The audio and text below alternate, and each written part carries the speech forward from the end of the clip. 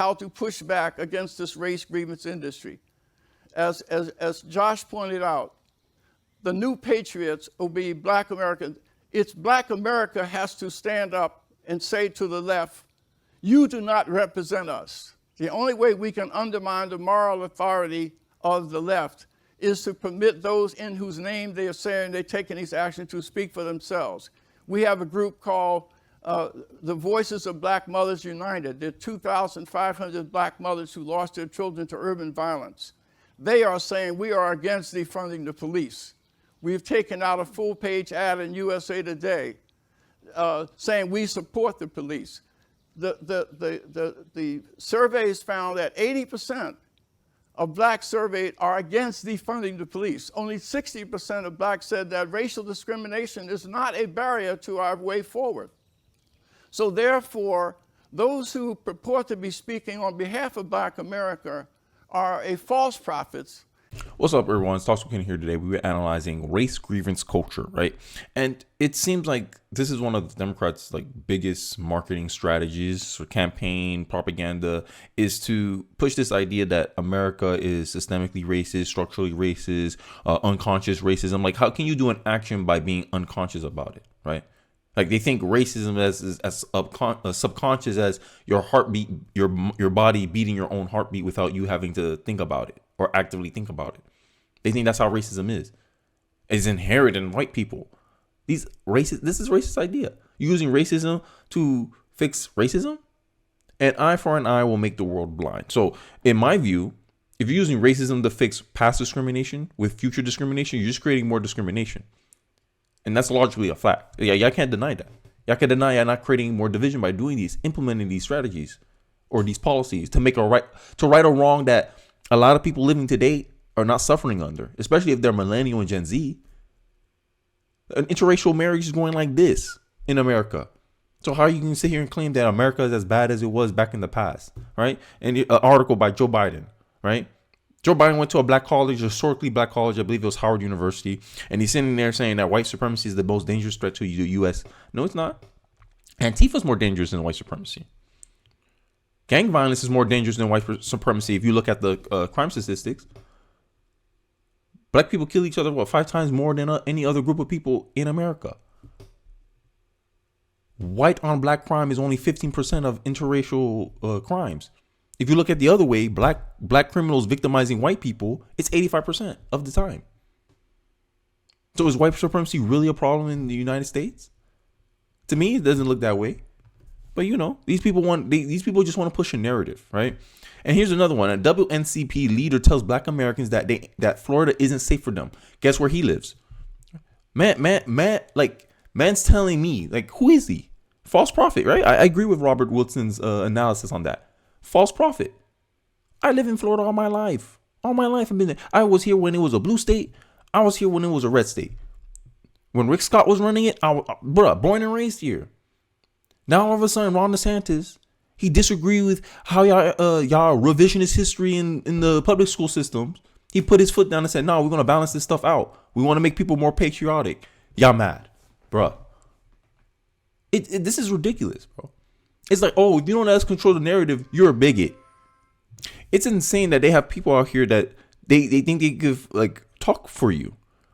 Look, here's the article. The NCAA's board of directors issued a statement on Saturday morning that Black Americans that the state of Florida was not safe for them and includes an official travel advisory. So same thing as the LGBTQ travel advisory for Florida. The same way for the trans advisory for Florida. Y'all all doing the same playbook.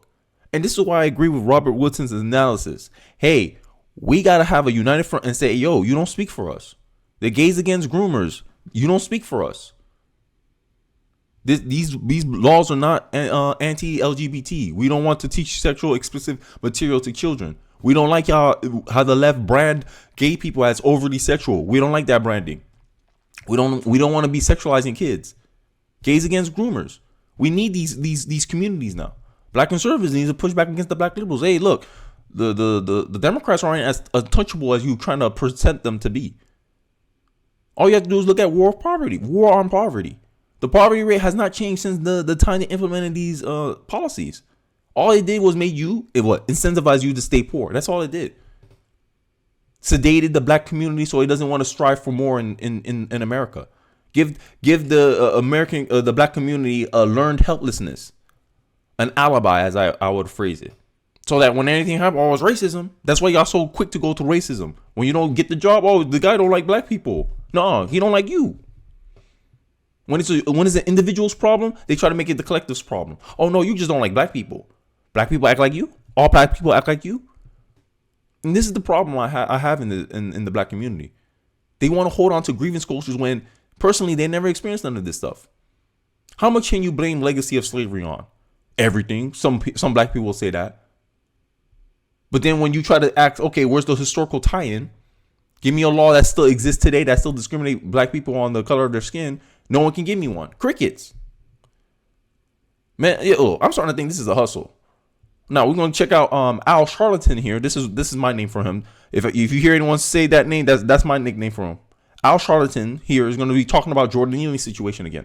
And then I'll give my thoughts at the end of the clip. Let's take a look. Jordan was impersonating Elvis Presley.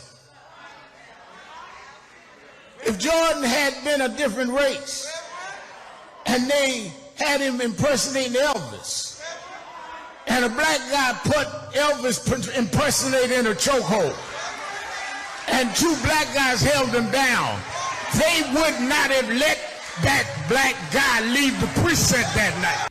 This pissed me off because this part, I know in the funeral, the clip I got it from Black Conservative Perspective. You guys should check him out if you haven't heard of him already. That's where I got this clip from. But I wanted to make the point is that the Bible says, if you spare the rod, you spoil the child, right? Because in the whole the video with Al Charlatan here, he didn't give any solutions. All he did was complain, politicize the whole event, right? They turned it into a Black Lives Matter rally. You got AOC taking pictures in the funeral. Thank you so very much. AOC, what do you think about telling Ron DeSantis to read a Bible? And I'm like, yo, these people just want to make they just want to look good. They don't want to be good. How long are we gonna the black community just gonna want people to make them feel good? Because this is what it seems like today. It's like an addiction that the black community has. When people pander to them, it's like, oh my God, people are recognizing me. It's like a kid that was starved of attention and they finally get some attention, right? And they'll do anything to keep that attention, even if the attention is negative or bad. This is how the black community is acting right now. Jordan Neely had 44 counts of charges against him. He violently attacked elderly women. He had previous instances of this stuff happening. Where was Al Charlatan then? Where was AOC then? Nowhere to be seen.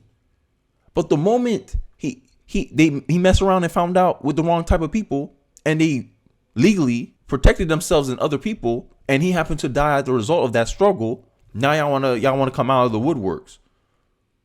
Because I would argue, if it was all black men holding down Jordan Neely, y'all wouldn't even be here. Y'all wouldn't be saying a damn thing. And that's a fact. We all know that's a fact. All these black rappers that be dying at the hands of other black men, no one can, oh, it's unfortunate that this happened. That's how y'all would be talking. Oh, it's unfortunate. When the Memphis police dude beat down that black man, I forgot where. I said Memphis, right? Yeah. Those Memphis policemen, they used to be former gang members, and they beat this man to death. The black dude, I forgot his name already. I don't hear y'all talking about him anymore. Black people's biggest problem is themselves and the community itself and the culture that it perpetuates this behavior. Be a victim. Be a victim. Don't be a victor. You ain't gonna get anything out of it. That community seems to think as long as they scream, shout, that they gonna get anything they want. The black community seems to been giving entitlements. Like, this is why I'm against social entitlements, because then social entitlements make people in the community entitled. I feel entitled to reparation. What slavery you went through? None, but my ancestors did. Oh, so you're benefiting off the suffering of your ancestors then? How's that moral? It's not. Most millionaires, billionaires are self-made. What generational wealth you talking about? Because that's their biggest excuse. Oh, we were 100 years behind because of white man got generational wealth. Okay, most white people here are immigrants, descendants of immigrants. Only like 5% of white Americans allegedly has any ties to slavery. But hey, you know, people with their feelings, they want it to be someone else's fault so bad, right? It's human nature. You don't want to make yourself the problem. You don't want to point the man in the mirror and say, hey, you got to change. Because I think this is the only way that all this stuff stopped. That's why I put Robert Wilson in the front first. It ain't gonna change until the black community speak out against it. Just like we need the women to speak out against men playing in women's sports disguised as transgender people. The same way the black community has to push back against all this race hustling stuff. Yeah, it's cool, Al Sharpton, you point that out, but what example do you have? Because it's always seemed this is an assumption. Oh, we assumed that this was gonna happen, but that's never the case. You can't put up one example. And usually the person is justified. Oh, the black man was doing something. Oh, he was just walking. Y'all always try to make the man innocent. And then when people do their research, oh, damn, Jordan Neely got 44 counts on him. Damn, he has a history of doing violent behavior already. What sounds more probable? Eyewitnesses said, oh, no, this dude's a hero. It's not Ron DeSantis saying he's a hero. They making it think this is a political stunt. It's not. People that was there were saying this man's a hero. This man protected us. This man saved us. But you don't want to hold Jordan Neely accountable. You could say, hey, it was unfortunate. Jordan Neely had 44 counts of violent offense, and it's on us. It's our fault as a community that we didn't step in and help him before it got bad. That I would respect Al Sharpton if he had said something like that. But no. He got to make his money off of black victimhood. And this thing is a business now. Victimhood is a business now. But hey, I digress. Let me know your thoughts in the comment section below. Let me know. Thanks for watching to the end of the video. Don't forget to like, comment, subscribe. I really do appreciate it. Thanks for watching to the end of the video. And peace.